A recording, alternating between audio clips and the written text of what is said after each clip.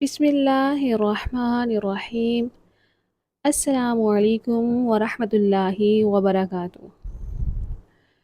حضرت عبداللہ بن مسعود رضی اللہ تعالی عنہ سے روایت ہے، ایک آدمی نبی کریم صلی اللہ علیہ وآلہ وسلم کی خدمت میں حاضر ہوا اور بتایا کہ اس نے ایک اجنبی عورت کا بوسہ لے لیا ہے، اور وہ نبی کریم صلی اللہ علیہ وآلہ وسلم سے اس گناہ کا کفارہ دریافت کرنے لگا۔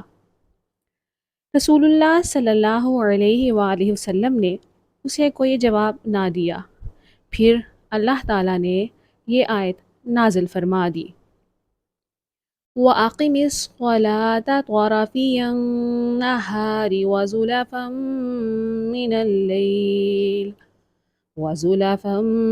مِّنَ اللَّيْلِ إِنَّ الْحَسَنَاتِ يُذْهِبْنَ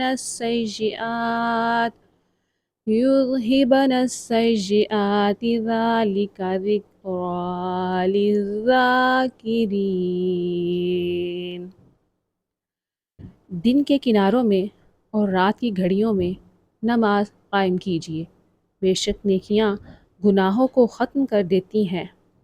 یہ نصیحت ہے، نصیحت قبول کرنے والوں کے لیے۔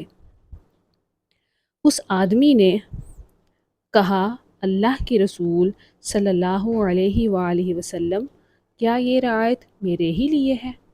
آپ صلی اللہ علیہ وآلہ وسلم نے فرمایا، یہ میری امت کے ہر اس شخص کے لیے ہے جو اس پر عمل کرے۔